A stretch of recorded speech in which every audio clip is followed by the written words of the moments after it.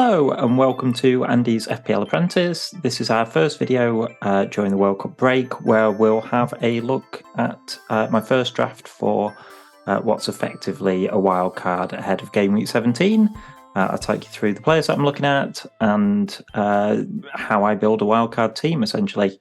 If you enjoyed the video, then please give it a like and subscribe to the channel. It's always massively appreciated when you guys do that. Going to be making a couple more videos through the break, so if you're subscribed, then you won't miss them.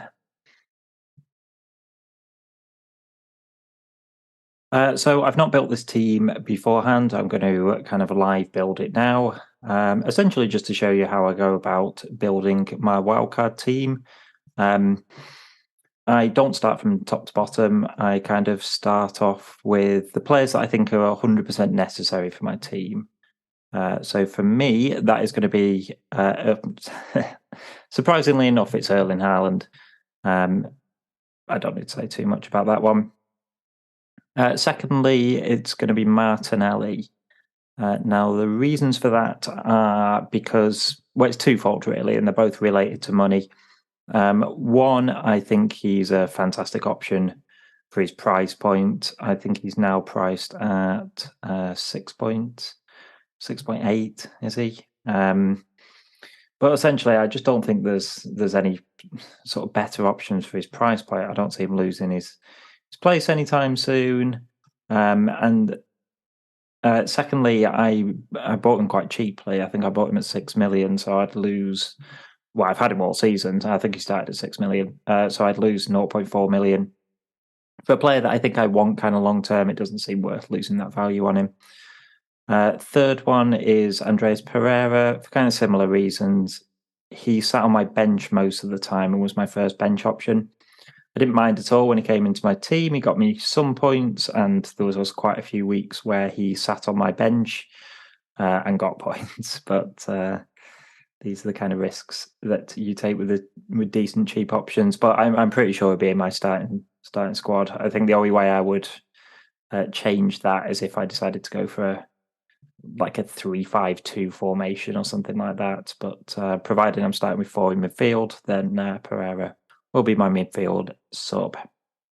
So all the rest of the players that were in my team for Game Week 16, I've taken out, and now I'll look to build a squad around them. So I'm actually going to start off with the goalkeepers because I know one that will definitely be in there, and that is Ward. I've made quite a few mistakes so far this year, but that is definitely one of them. I brought Everton in as my backup keeper because I said I'm never going to play Ward. I could see him losing his place to Everton anyway, and it saves me 0.2 million for having him. Since then, Ward's probably been the best goalkeeper in the game. He's still only 4.1 million, so he's still really cheap. I will make a decision as to whether I stick with Everson as my second goalkeeper or whether I go for 2 playing keepers. But just the option of having a playing keeper on the bench of 4.1 million is so good, particularly because Ward's been excellent for the second half of the season so far. He'll definitely be in there. I'm actually going to ignore the defense for now, and I'm well aware that I'm completely kind of scattering around, but I think it makes sense when I kind of go through what my thoughts are. I'm going to go into the midfield because I think I have a better idea of what kind of midfielders I want. Now, before the actual deadline, I will take a bit of a deeper look at fixtures and things like that. Form's really difficult because obviously you don't know whether players are going to kind of carry on their form. They've had 6 weeks off, or some of them will be playing, with their international team for those 6 weeks. For example, Almiron is now the highest scoring midfielder. It seems a bit daft not to have him in my team, but of course, he's never really shown that sort of form before. He's been so good this season. I don't know whether to put him on my team, rely on the fact he'll carry that on or not. Anyway, so I have 3 midfield spots left. I'm going to start off with Salah. I almost certainly want to go with 2 premiums. I don't think that although Haaland has been a kind of perma captain, I don't think that's going to continue for me. I think not that his form will drop off. Well, I guess it is a drop off, but just at normal human levels. So I think having Salah as a captaincy option, the fact that he's not gone to the World Cup, I think is a massive, massive boost in that. He'll have had a nice 6 weeks rest. So I imagine he'll be fit and firing, ready to go. So Salah's in my team as my second premium. That leaves me 2 spots in midfield. I'm literally just looking down the list of top scoring midfielders at the moment, and I'll weigh up, things like fixtures. Obviously, any news that we get during the international break is massively going to change this anyway. But I'm going to throw in Trossard. Simply because since the change of manager, he's kind of been playing up front quite a lot. He's been scoring points all season, but he's been scoring them from sometimes up front, sometimes in midfield, sometimes from left wing back. If he's going to play up front more regularly, I think he's a fantastic option. Which leaves me with 1 midfield spot. I would kind of imagine it's a bit of a mid-range spot. So Almiron's definitely an option there. One player that I kind of had my mind on possibly targeting was Rashford. Go on, I'll throw Rashford in for now. So I think, obviously, Martial's been injured quite a lot this season, but with Ronaldo going, I only really see Martial and Rashford as the 2 striking options, and they've still got Europe to play in as well. It may well be that they'll sign someone in January, and that might kind of change my mind. But for now, I think Rashford's a great option. Also, I don't think he'll play a huge amount of minutes with England, but obviously he's training all the time, so he's keeping himself fit. I think he'll get enough minutes off the bench, to keep him sort of match sharp. So might kind of come back in perfect condition. So that's my midfield made up. So if we take a look at the attack now, and that's much harder because I had it in my head that I kind of wanted probably Mitrovic and Tony. Again, it's not looking at the fixtures, so something could change on that. I've not heard anything about Tony, but I imagine he's facing a suspension, obviously with allegations of betting. I'll throw Mitrovic in the team, and I'll leave that spot open for now, and I'll see what kind of money I have left after I have done the defence.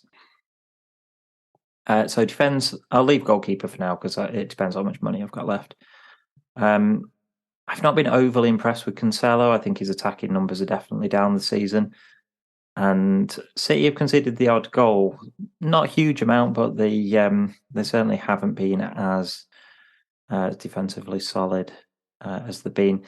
The problem is everybody's a rotation risk. And it might be that after the World Cup, particularly if some players come back late and things like that, that you have a bit of a clearer pattern picture, and that can kind of sway it. And I might be tempted by another City defender, but I want a City defender.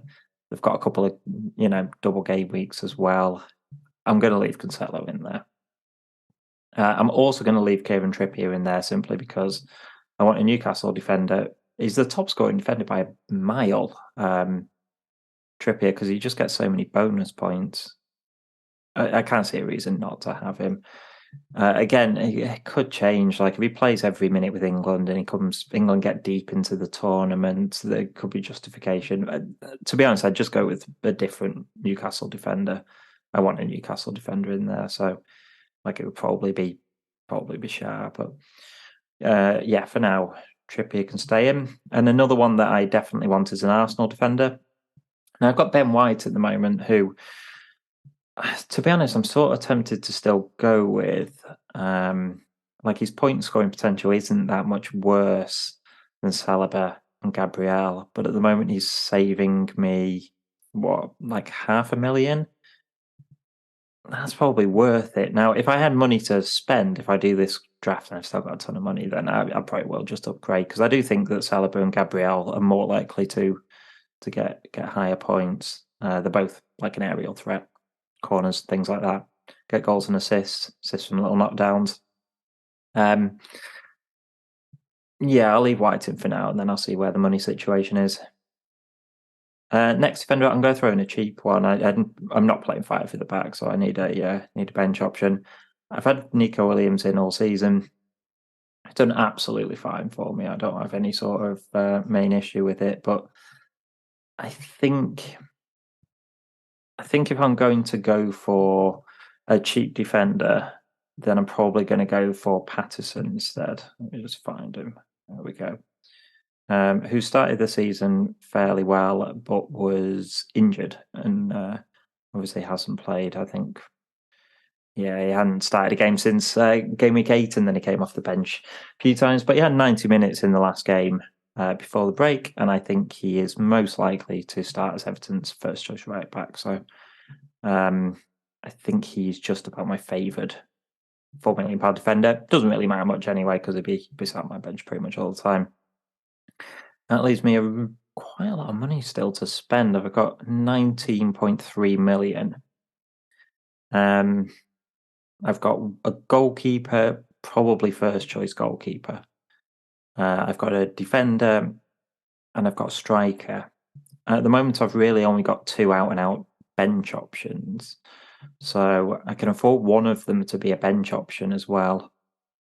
If I was going to do that, it'd probably be my defender. I don't think it's likely to be my striker. So have a little look at the rest of the defense. Now,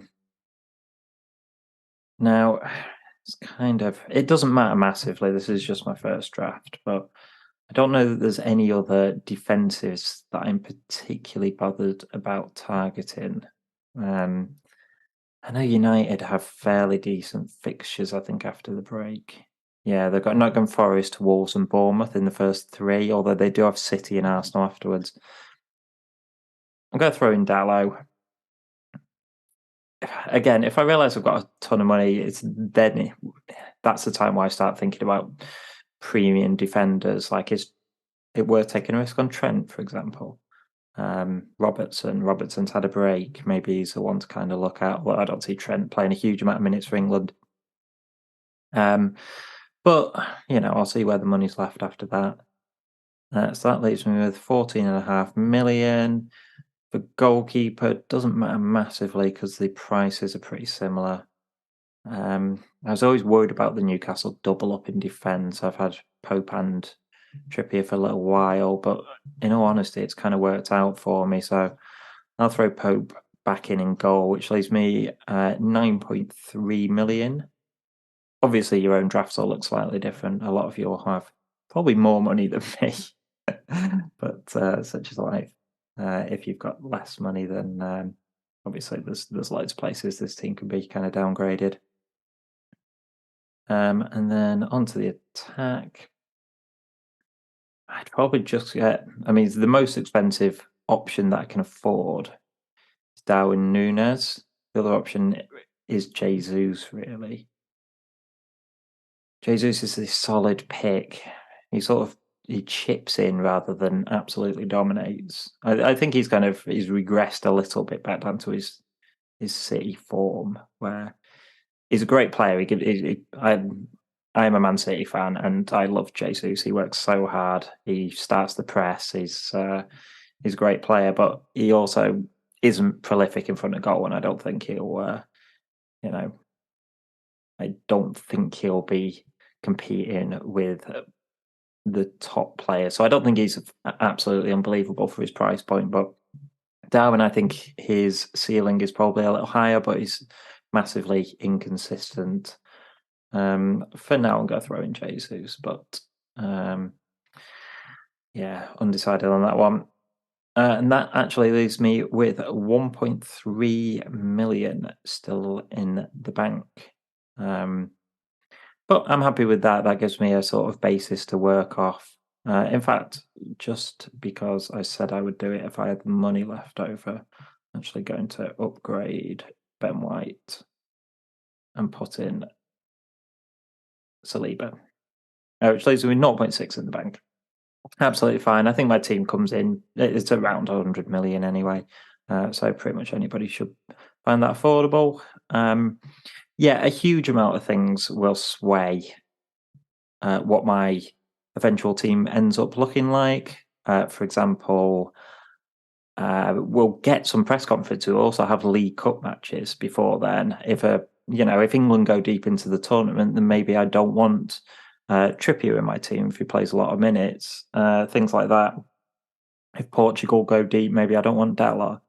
So, there are plenty of things that are going to change about this team, but I just wanted to give you an idea of how I go about building my draft. I don't sort of start from top to bottom. I kind of prioritize the players that I want, and then I fit the rest in around them. So I hope that has been useful for you. Well, that's it for my first draft of the kind of wildcard before Game Week 17. If you've enjoyed the video, if you found it useful at all, then give it a like and consider subscribing to the channel. Also, let me know in the comments what you think about some of my picks, players that you're eyeing up. And yeah, I'll see you on another video.